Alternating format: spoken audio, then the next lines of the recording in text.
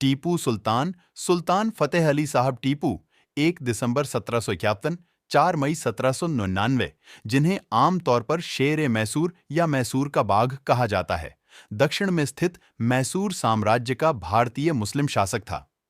भारत, वह रॉकेट तोपखाने के अग्रणी थे। उन्होंने अपने शासन के दौरान कई प्रशासनिक नवाचारों की शुरुआत की, जिसमें एक नई सिख प्रणाली और कैलेंडर टेस्ट और एक नई भूमि राजस्व प्रणाली शामिल थी, जिसने मैसूर रेशम उद्योग के विकास की शुरुआत की। टीपू चन्नापटना खिलौने पेश करने में भी अग्रणी थे। उन्होंने लौह आवरण वाले मैसूरियन रॉकेटों का विस्तार किया और सैन्य मैनुअल फतुल मुजाहिदीन को चालू किया। उन्होंने एंग्लो मैसूर युद्धों के दौरान ब्रिटिश सेनाओं और उनके सहयोगियों की प्रगति के खिलाफ रॉकेटों को तैनात किया, जिसमें पोलिलूर की लड़ाई और श्रीरंगपट्टनम की घेराबंदी भी शामिल थी। 10. टीपू सुल्तान और उनके पिता ने अंग्रेजों के साथ अपने संघर्ष में फ्रांसीसियों के साथ गठबंधन में अपनी फ्रांसीसी प्रशिक्षित सेना का इस्तेमाल किया, ख्यास और आसपास की अन्य शक्तियों के साथ मैसूर के संघर्ष में। मराठों, सिरा और मालाबार, कोडागु, बेडनोर के शासकों के खिलाफ।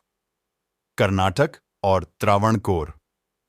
टीपू के पिता हैदर अली सत्ता में आ गए थे और 1782 में कैंसर से उनकी मृत्यु के बाद टीपू उनके उत्तराधिकारी के रूप में मैसूर के शासक बने।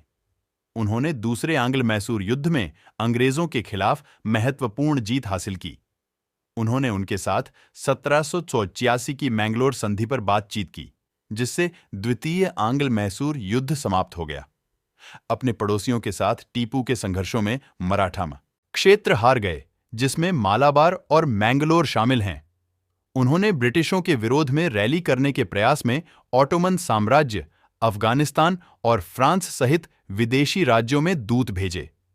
चौथे एंग्लो मैसूर युद्ध में मराठों और हैदराबाद के निजाम द्वारा समर्थित ब्रिटिश ईस्ट इंडिया कंपनी के सैनिकों की एक संयुक्त सेना ने टीपू को हराया।